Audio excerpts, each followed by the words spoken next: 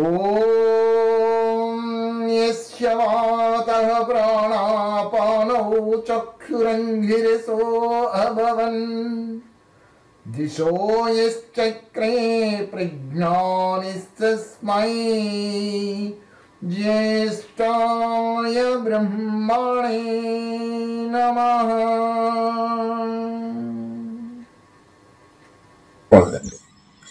241వ మంత్రం. ఓం నహి వచ్చరమంచన వసిష్ఠః పరిమగ్సతే అస్మాకమధ్య మరుతః సుతే సదా సచా విశ్వే పిబంతు కామినః. 241వ మంత్రం. ఇది సామవేదం. ఏం చెప్తుంది? గురువు యొక్క బాధ్యతలను చెప్తుంది, విద్యార్థుల యొక్క విధానాలు చెప్తుంది, మూడవది కర్మఫలముల గురించి చెప్తుంది.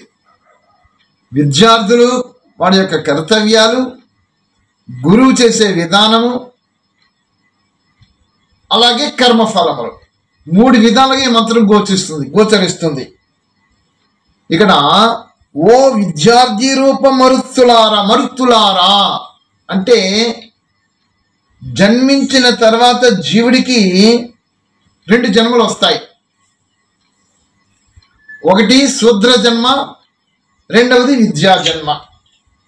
జన్మతా జాయేత్ శూద్ర, కర్మణా జాయేత్ శూద్ర. అలాగే మళ్ళీ మారుతుంది ఇక్కడ. ఏమిటి? బ్రహ్మజ్ఞానీసో బ్రాహ్మణ మారింది, చూసారా?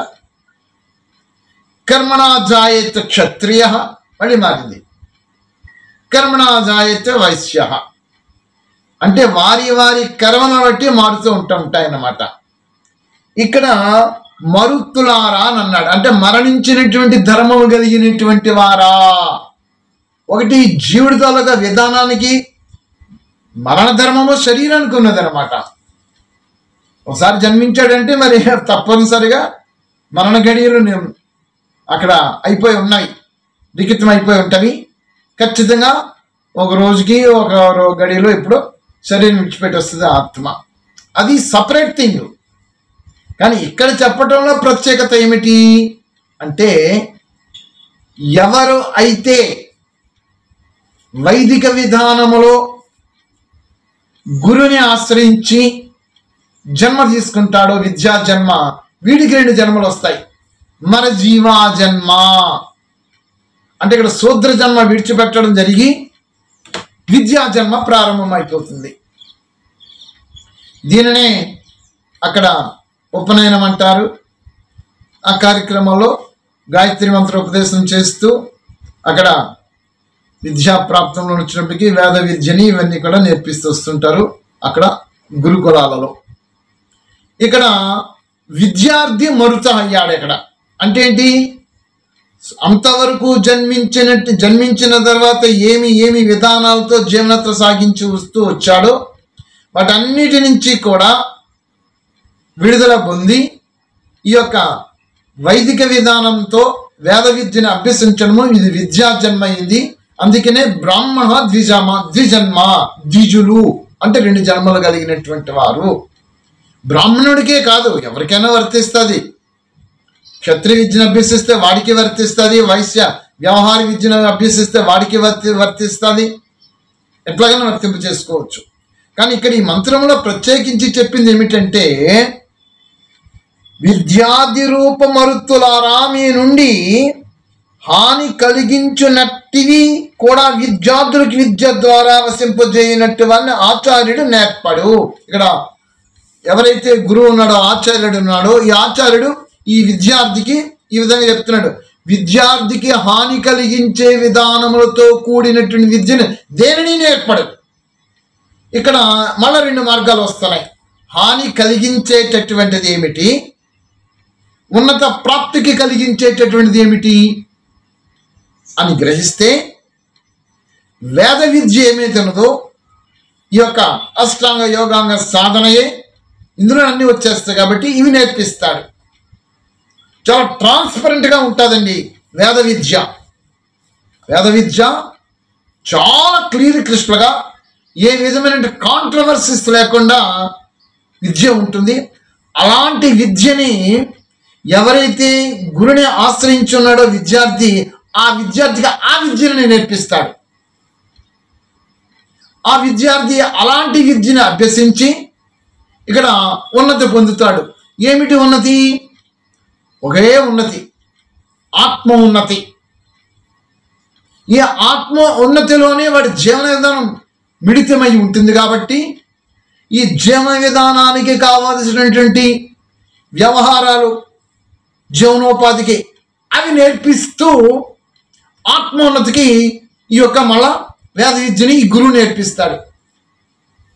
మరి వీడు పతనం ఎలాగవుతాడు అంటే, వీడు ఆత్మోన్నతిలోనికి వచ్చినప్పుడు, వైదిక విద్యను అభ్యసించేటప్పుడు వీడికి అంతవరకు ఆయా సంస్కారాలను ఏమైతే ఉన్నావో అవి వదిలిపెట్టియాలి. ఏమండి, ఇప్పుడు ఎలాంటి వ్యవస్థ ఉన్నదా? నమస్సుమాంజలి ఉన్నది. గురుకుల పాఠశాలలు ఇప్పుడిప్పుడు చక్కగా అక్కడ పడితే అక్కడ ఓపెన్ అవుతున్నవి. ఏమంటే విద్యార్థులు గురువు దగ్గరికి ఆ పిన్న వయసులోనే వెళితే వాడికి ఆ విధంగా చేస్తూ వస్తున్నారు కదా. ఇప్పుడు మా వయసులు మోర్దాను 40+ వచ్చేసాం, 30+ వచ్చేసాం, 50+ వచ్చేసాం, 60+ వచ్చేసాం అండి. ఇప్పుడు మరి మా గత ఏంటండి? ఆ సంస్కారాలతో ఉన్నాము కదా, ఎంతవరకు ఆయా సంస్కారాలతో ఉన్నాము కదా. ఇవో రకరకాల పౌరాణికులు చెప్పిన విధానాలతోటి, అనేక రకాల ఆధ్యాత్మిక సంస్థలతోటి మేము కలిసిపోయి అవే మా శిరోధార్యం చేసుకొని వాటి విధానాలతో మేము జీవనయాత్ర సాగిస్తున్నాము కదా. మరి మా సంగతి ఏంటండి? కొంచెం కఠినంగా చెప్పాలంటే చనిపోవాలి. ఎక్కడ చనిపోవాలి? ఇక్కడ అన్నాడు కదా విద్యార్థి. ఇప్పుడు మీరు విద్యార్థిగా మారారు. విద్యార్థిగా మారితే మీ కర్తవ్యం మొట్టమొదటి ఏమిటి? అక్కడ చనిపోవాలి. ఎక్కడ చనిపోవాలి? మీ సంస్కారములలో చనిపోవాలి, మీ బలహీనతలలో చనిపోవాలి.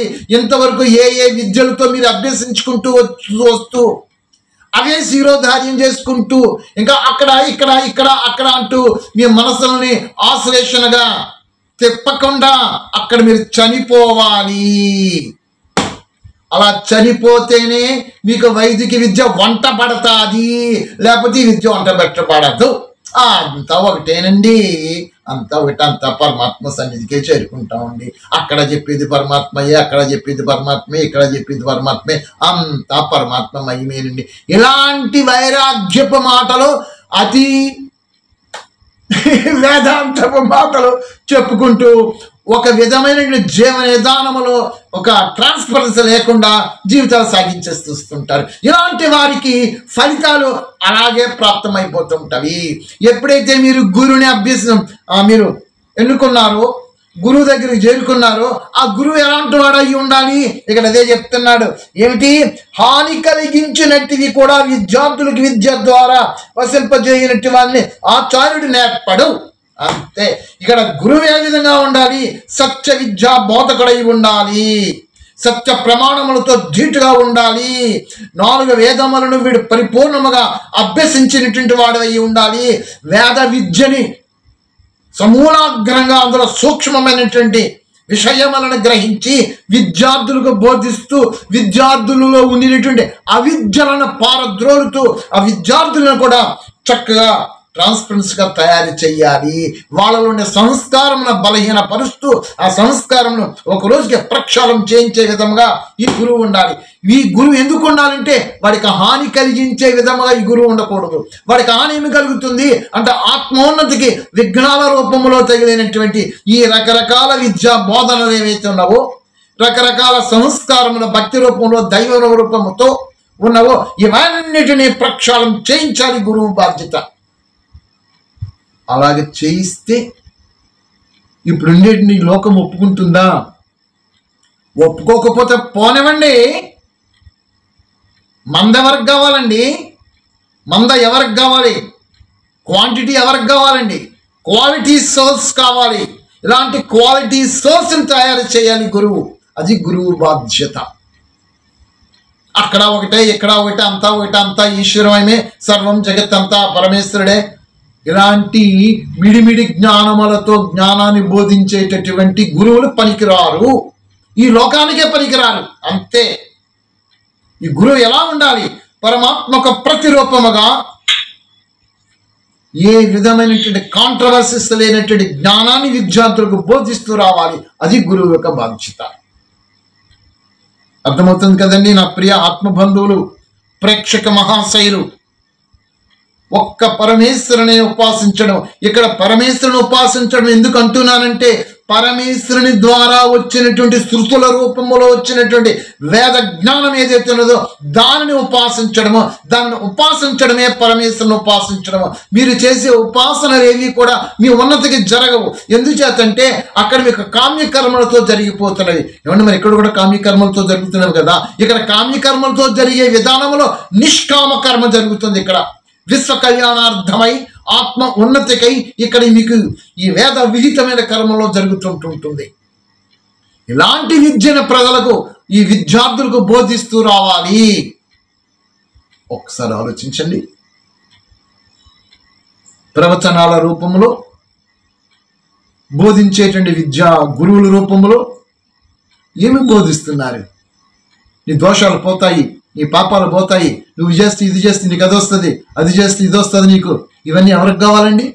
దేనికి కావాలండి? మీ దోషములు, మీ యొక్క కర్మ ఫలములు మీరు అనుభవించి తీరుతారు.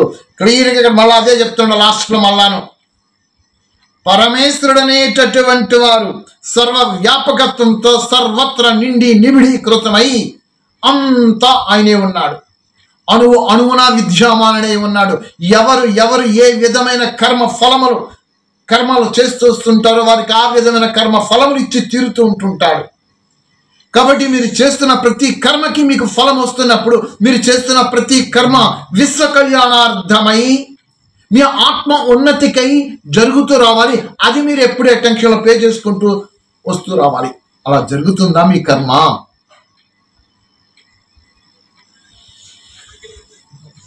వసింపజేయనటువంటి ఆచార్యుడు నేర్పడు, అనగా వారిని విద్య నుండి వంచితులను అనర్చడు. అబ్బాయి ఎంత అద్భుతంగా చెప్తున్నాడండి. ఇప్పుడు మన సంస్కారంలో చూడండి, మనం పరీక్షించుకోండి. నా మనస్సులో, నా హృదయములో ఒక్క పరమాత్మ స్మృతి అంటున్నాను, పరమాత్మని ఉపాసించాలంటున్నాము. ఏమండి మరి వారు చేసింది కూడా పరమాత్మ ఉపాసనే కదండి. మరి భక్తి మార్గంలో చేసేదంతా కూడా పరమాత్మ గురించి చేస్తున్నారు కదండి.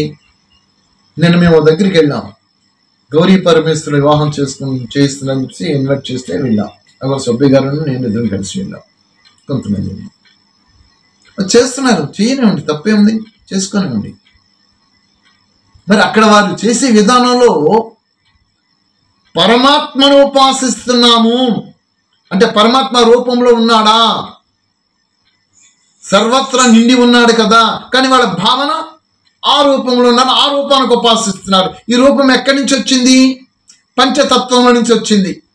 పంచతత్వముల రూపం తీసుకొని ఆ రూపాలను చిత్రీకరణ చేసి చూపిస్తూ ఆ రూపానికి వారు ఆ విధానాలతో అర్చన కార్యక్రమాలు చేసుకుంటూ వచ్చారు. కానీ లోపట నేను నిరాకార నిర్గుణ పరబ్రహ్మను ఉపాసిస్తున్నానా, ఆ పరమాత్మ పరిచయం నాకు ఉన్నదా అని లోపలికి వెళ్ళి పరిశీలిస్తే లేదు. ఇలాంటి విధానాలన్నీ మార్చుకొని ఆయా స్థానాలలో పరమాత్మను ఉపాసించే విధంగా నేర్పించాలి. అయితే అక్కడ చిన్న మాటలు కూడా వచ్చాయి నాకు. అది సరైన పద్ధతులు కావు. మీ హృదయం అనేటటువంటి పూర్తిగా ఒక్క పరమేశ్వరుడే ఉండాలి, పరమాత్మయే ఉండాలి. పరమాత్మ ఉండాలంటే రూపరహితుడు ఆయన. చాలాసార్లు చెప్తుంటుంటాను, చక్షుషాన పశ్యతి ఏనా చక్షుంష పశ్యంతి తద్దేవ బ్రహ్మత్వం విద్య నేదం ఏదేదముపాసతే. నిరాకారమైనటువంటి వాడు పరమాత్మ. ఈ కళ్ళతో నువ్వేం చూస్తున్నావో దేనిని ఉపాసించవద్దని కేనోపనిషత్తు చెప్పేస్తుంది. అలా చెప్తే భక్తి మార్గంలోకి అందరూ వ్యతిరేకమైపోతారు. మన కాళ్ళు మనమే నరుక్కున్నట్టు అయిపోతుంది. ఎవరు మీ దగ్గరికి రాకపోతే పోనివ్వండి. మభ్యపెట్టి జ్ఞానం ఎన్నాళ్ళు బోధిస్తారని ప్రజలకి. మీరు ఎంత సత్యంగా మీరు ఉన్నారు, ఇది మీకు కావాలండి. ఈ చనిపోయే మృత్యులోకం గురులు మీరు మృత్యులోకంతో వెళ్ళిపోయే వారి విధంగా మీరెందుకు వారితో కలిసిపోవాలి? వెళ్ళిపోతే వెళ్ళిపోనేమండి. ఇందు గురించే కదా మహర్షులు వారు ప్రాణత్యాగం చేసేసారు. ఈ జరిగే తంతును అంతటినీ ఖండించి యథార్థ సత్య విషయాలను బయటికి పెట్టడం మీద వాళ్ళందరూ వ్యతిరేకమయ్యారు. ఎంత వ్యతిరేకత అయినప్పటికీ కూడా తన ధర్మాన్ని విడవకుండా యథార్థ సత్య విషయాన్ని ప్రజలకి పరమాత్మ గురించి బోధించుకుంటూ వచ్చారు. ఎంత అగ్రగణ్యులుగా మారిపోయారు. సత్య విద్యను బోధించటంలో తట్టుకోలేనటువంటి వారు విష ప్రయోగం చేసి చంపారు. కానీ చరిత్ర మిగిలిపోయింది. ఆయన పెట్టిన భిక్షయే కదా ఈ రోజుకి చాలా మంది తయారవుతున్నారు. ఆయన పెట్టిన జ్ఞాన భిక్షయే కదా ఇదంతా కూడా వేద విద్యను తిరిగి ప్రచారం చేయడానికి ఎంతమంది యువత మరులుతున్నారు సత్యం వైపుకి. అసత్య ప్రమాణములతో ఉండిన జ్ఞానాన్ని ఎందుకు వచించాలి? ఇక్కడ గురువు బాధ్యత అదే అయి ఉన్నది. అది చెప్తుంది ఈ మంత్రము. ఇంకా ఏం చెప్తుంది? విద్యాయజ్ఞము వ్యాపకము అవుట వలన మా యొక్క సకల విద్యను కోరునట్టి విద్యార్థులు తోడుగా కలిసి విద్యారస పానమనర్చాలను. ఈ విద్యాయజ్ఞములో ఉన్నాము. పిల్లలకు బోధించేటటువంటి విద్య ఏదైతే ఉన్నదో ఆ విద్య సత్య జ్ఞాన విద్య అయి ఉండవలెను. ఆ విద్యలో కలుషితం ఉండకూడదు. ప్రక్షత్తములతో కలిపినటువంటి విద్యని విద్యార్థులకు బోధించకూడదు. ఎందుచేతంటే అదే వెళ్ళిపోతుంది. నా దగ్గర ఒక ఆయన గారు వచ్చారు, ఏమంటే గురుకుల పాఠశాల పెడతామని అన్నారు. ఓ అద్భుతంగా పెట్టండి, మీకు కావాల్సిన వసతులు కూడా ఏర్పాటు చేస్తానన్నాం. ఇక్కడ వారితో మాట్లాడుతానే అన్నారు. వారు ఏం చెప్తానన్నారు? నేను తర్వాత మాటలో ప్రశ్నిస్తే అటు స్మార్తకం నేర్పిస్తామండి, ఇటు ఈ విద్యను కూడా వేద విద్య నేర్పిస్తామండి. కుదరదు అనేసి అంతే. మీరు ఖచ్చితంగా వేద విద్యను మహర్షుల వారు ఏదైతే చెప్పుకుంటున్నారో ప్రమాణపూర్వకంగా చెప్తూ వచ్చారో ఆ వేద ప్రమాణపూర్వకమైన విద్యనే మీరు ఇక్కడ బోధించవాలను. అలాగైతే మేము పూర్ణంగా మీ అందరికి మేము సహకరిస్తామన్నాను. అంతే. మరి కనబడకుండా వెళ్ళిపోయారు ఆయన. ఇలా తయారైపోయింది. ఏంటగా గొడుగు పెట్టాలండి? ఇప్పుడు ప్రస్తుత పరిస్థితికి ఇది కూడా నేర్పుతూ రావాలండి. ఇలాంటి విధానములతో వచ్చే మన భారతీయ సంస్కృతి అంతా కూడా ఈ రోజుకి ఇలాగా మార్పులు చేర్పులు జరుగుతూ కిందకు దిగజారిపోతూ వస్తున్నాము. సనాతనమైన ఋషి ధర్మమైనటువంటి వేద విద్య ఏదైతే ఉందో అది దూరం అవుతూనే ఉంది.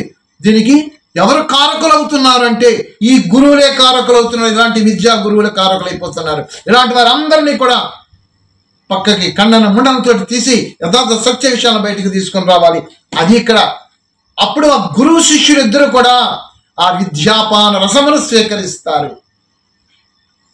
రెండో కర్మఫలం భోగించే రోజు వచ్చి చూస్తే మరణ ధర్మము గల మానవులారా మీ మధ్యలో ఒకనైనను అతిగా వసింపజేయువానిగా సర్వవ్యాపక పరమేశ్వరుడు కర్మఫలం ఇవ్వకుండా వదిలేయడు. ఎవరు ఏ కర్మ ఫలములతో నివసిస్తూ ఏ కర్మ ఫలములను ఏ కర్మలను చేస్తూ ఆ కర్మలతో జీవనయాత్ర సాగిస్తూ వస్తుంటుంటారో అలాంటి వారికి విధిగా వారి కర్మ ఫలములు తప్పించకుండా పూర్తిగా కర్మఫలాలు ఇచ్చేస్తుంటుంటాడు. యత్కృతం కర్మ తత్ఫల ప్రాప్త కర్మఫల ప్రదాత పరమాత్మ చాలాసార్లు చెప్తుంటుంటారు. ఏ విధమైన కర్మ చేస్తారో ఆ విధమైన ఫలం మీకు వచ్చి తీరుతుంది. మీరు చేసే కర్మ ఎట్లా ఉండాలి? రుజు మార్గములో ఉండాలి, సత్య ప్రమాణములతో ఉండాలి, ఏ విధమైన కాంట్రవర్సీస్ లేకుండా ఉండాలి. మీరు చెప్పేటువంటి వాచ ద్వారా వేద వాణులలోనూ ఏ విధమైనటువంటి ప్రక్షిప్తములు లేకుండా సత్య ప్రమాణములతో వేదములు మహర్షులు చెప్పిన జ్ఞానములకు ధీటుగా మీ యొక్క మాటలు రావాలి, మీ యొక్క జ్ఞానము రావాలి. అది సత్యమైన జ్ఞానం. ఆ విధమైనటువంటి కర్మలు మీరు నేర్పిస్తూ విద్యార్థులకు చేస్తూ వస్తుంటుంటే మీకు ఆ ఫలము పరమేశ్వరుడు ప్రసాదిస్తాడు. విద్యార్థులకు ఆ విధమైన కర్మలు చేయటం వల్ల వారికి ఆ ఫలములను ప్రసాదించేస్తూ వస్తుంటుంటాడు. అనగా మొదటి నుండి చివరి వరకు ఎప్పటి వరకైనను ఏ కర్మ ఫలమైనను ప్రధానమనుచుచుండును. ఇది మొదటి పక్షం. జీవుడు జన్మించిన దగ్గర నుంచి మరణించేంత వరకు కూడా ఏం చేస్తాడు? ఏ విధమైన కర్మలు చేస్తూ వస్తున్నాడో ఆ విధమైన కర్మలకు ఫలితములు ఇచ్చే తీరుతాడు పరమేశ్వరుడు. అలాంటి పరమేశ్వరుడు కర్మలు ఇచ్చే తీరుతాడు అన్నప్పుడు నేనెందుకండి ఇంకా నేను అటు ఇటు ఊగిసలాడుతూ ఉండాలి? ఏది సత్యమో ఏది అసత్యమో, ఏది జ్ఞాన ప్రమాణమో ఏది జ్ఞాన ప్రమాణము కాదో నాకు తెలియటం లేదా? మరి నాకు జ్ఞాన ప్రమాణం అని తెలిసినప్పుడు ఆ జ్ఞాన ప్రమాణంతో ఉండినటువంటి విద్యని నేను ఎందుకు స్వీకరించి అంతవరకు అవిద్యా ప్రమాణములతో ఉండేటువంటి జ్ఞానముని దాన్ని దీన్ని కలుపుకుంటూ అది ఇది అంత పర్వాలేదు ఒకటే, ఇది మిడిమిడి జ్ఞానము అవిద్య అంటే అవిద్యను పారద్రోలండి, సత్యమైన జ్ఞాన విద్యను బయటకు తీసుకుని రండి. మీకు ప్రమాణముల వేదము ఖడ్గము వంటిది, వేదము ఆయుధము, జ్ఞానం ఆయుధము. జ్ఞానాగ్ని కర్మదగ్ధాని, జ్ఞాన ఖడ్గము అగ్నిదగ్ధాని. జ్ఞాన ఖడ్గము, జ్ఞానాన్ని ఖడ్గంతో పోల్చుతారు, జ్ఞానాన్ని అగ్నితో పోల్చుతారు. జ్ఞానాగ్ని, ఇది జ్ఞానం అనే అగ్ని దగ్గర ఇలాంటివన్నీ కూడా దహింపబడిపోతాయి. ఎప్పుడు మీరు జ్ఞానిగా మారినప్పుడు, వేద ప్రమాణములతో మీ జీవన ప్రమాణాలను ముడిపెట్టి వేద విహితమైన కర్మలతో మీరు జీవనయాత్ర సాగించేటప్పుడు ఆ వేద జ్ఞానం ఏదైతే ఉన్నదో అది మిమ్మల్ని అగ్ని స్వరూపంగా తయారు చేసేస్తుంది. అందులో ప్రక్షిప్తాలు చేర్చడం ఎందుకండి? చెప్పే జ్ఞానంలో అంతా ఒకటే, అంతా ఒకటే. ఇవేం మాటలండి? ఇవి ఎక్కడి నుంచి వచ్చాయి మీకు? మీరు నేర్చుకుంటూ ఏదైతే వచ్చారో ఎంతవరకు సంస్కార రూపంలో అక్కడి నుంచి వచ్చాయి. మరి ఇక్కడ ఏం చెప్తున్నాడు? ఇక్కడ మరుత అన్నాడు కదా, మీరు విద్యార్థి రూపంలో గురువు దగ్గరికి వచ్చారు కదా, మీరు చచ్చిపోయారు కదా.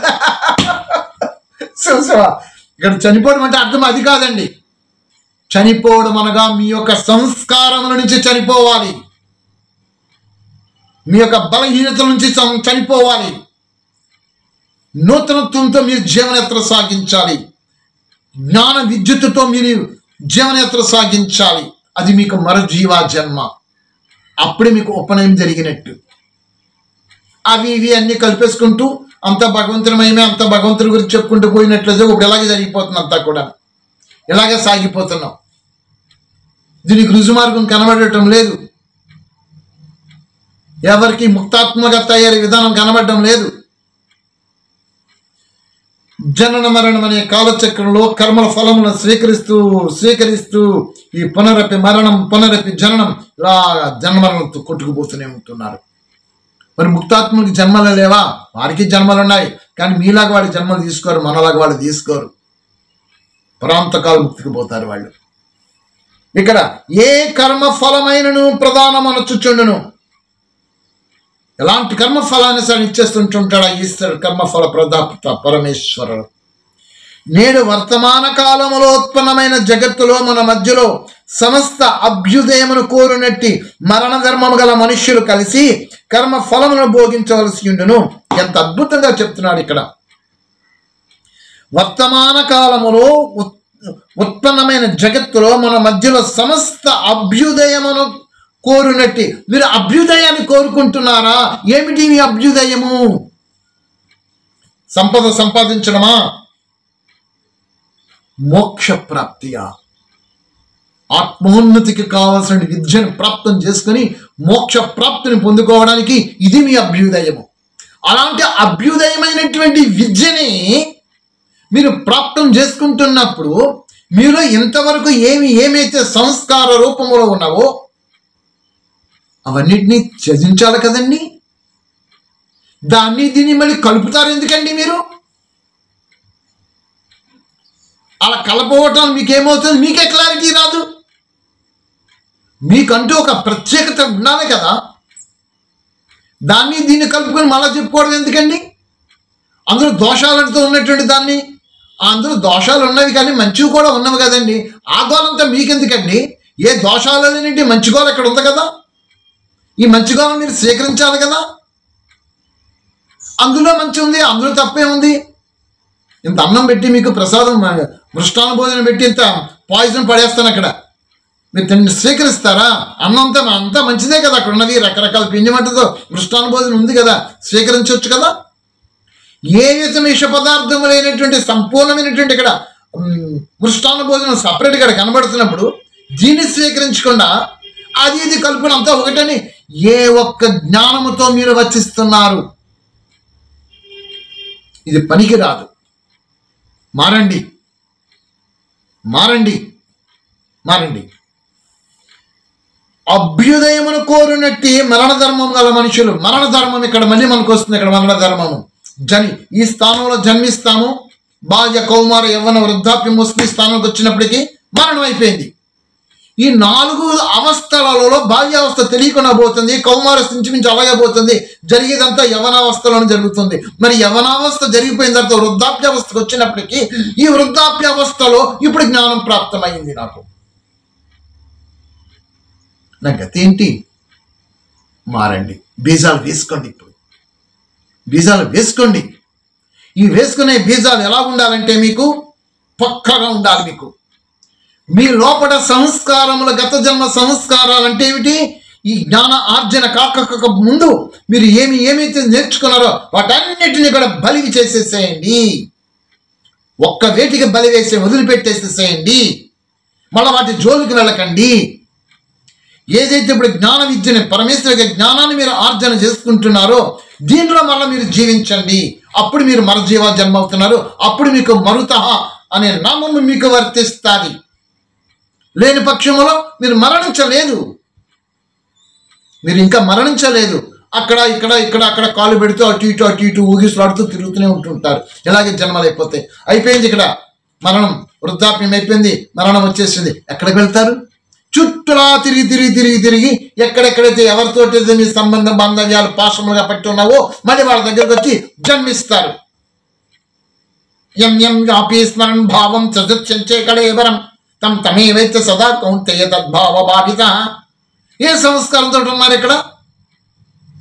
ఇక్కడ పూర్ణ సంస్కారంతో ఈ విద్యను అభ్యసించేటటువంటి వారిగా తయారయ్యి ఈ ఒక విధానముతో మీరు బీజములు వేసుకొని మీరు మరణిస్తే రెండో జన్మకి అప్పుడు ఈ విధమైన బీజాలతో మళ్ళీ మీరు జన్మకి రావడం ప్రారంభమైపోతుంది. లేదు, ఈ గత జన్మ తాలూకా సంస్కారములు ఏమేమి వస్తున్నావో అవి కలుపుకొని వచ్చారంటే మళ్ళీ 2 జన్మకి వచ్చినప్పటికీ మళ్ళీ ఆ సంస్కారంతో మళ్ళీ మీరు వస్తారు. ఇక్కడికి విడిచిపెట్టండి. వేద విహిత కర్మలతో మీ యొక్క విద్యని, మీ జన్మని సార్థకత చేసుకోండి. ఇప్పుడు లేకపోతే ఇంకెప్పుడు ఉండదు. అభి నహి తో కభీ నహి. ఇప్పుడు మారండి, వదిలిపెట్టండి అన్నిటిని. పూర్ణ విద్యా ప్రాప్తం చేసుకునే విద్యా విధానాలతో మీ యొక్క అభ్యుదయాన్ని పొందండి. పరమేశ్వరునికి శరణాగతం అయిపోండి. అవిద్యతో కూడినటువంటి సంస్కారం ఏవైతున్నావో వాటన్నిటిని విడిచిపెట్టేసేసేయండి. విద్యా ప్రమాణములతో ధీటుగా వేదములు కొన్ని కనబడినటువంటి వేద విద్య మీకు మృష్టాన్న భోజనంగా కనబడుతున్నది. జ్ఞాన గని. ఈ గనిని స్వీకరించకుండా ఈ గనిలో ఎందుకంటే అవి ఇవి కలుపుకుంటూ వస్తున్నారు? వదిలిపెట్టండి. భావార్థంలోకి వస్తే ఎటుల వశిష్ఠ పరమేశ్వరుడు నిరపవాద రూపములో జీవాత్మలన్నిటికీ కర్మానుసారం ఫలమునిచ్చును అట్లనే వశిష్ఠ ఆచార్యుడు ఇట్టి సరళ శైలిలో శిష్యులను చదివించవలెను. ఎంత అద్భుతంగా నిర్దిష్ట ప్రమాణములతో ఇక్కడ పరమేశ్వరుడు ఈ మంత్రం ద్వారా వినిపిస్తున్నాడో చూడండి. ఏం చెప్తున్నాడు పరమేశ్వరుడు? కర్మానుసారమే ఫలం ఇస్తున్నాడు. మొన్నసారి ఎవరో కానీ అన్నారు, ఏమంటే పరమేశ్వరుడు కర్మఫల ప్రదాత, మీరు చెప్తుంటే కృతం కర్మ తత్ఫల ప్రాప్త, ఇవన్నీ ఎక్కడో నేను కిరణ్ గారు మీరే కోసం అడిగినట్టున్నారు ఒకసారి. ఇదిగో చూసారండి, మంత్రం చూసారండి. మంత్రం భావార్థం ఏం చెప్తున్నాడు? ఎటుల వశిష్ఠ పరమేశ్వరుడు నిరపవాద రూపములో జీవాత్మలన్నింటికీ కర్మానుసారం ఫలమునిచ్చును. ఆహా, వాడు చేసిన ప్రతి కర్మకి కూడా ఫలితం ఇచ్చేస్తున్నాడు. అటులనే వశిష్ఠ ఆచార్యుడు, ఇక్కడ వశిష్ఠ పరమేశ్వరుని బోధిస్తున్నాడు. ఇక్కడ ఆచార్యుని కూడా వశిష్ఠ అనే పదము వస్తున్నది. ఇటువంటి వశిష్ఠ ఆచార్యుడు కూడా సరళ శైలిలో శిష్యులను చదివించవలెను. రుజు మార్గముతో కూడినట్టు వేద విద్యను చదివించవలెను.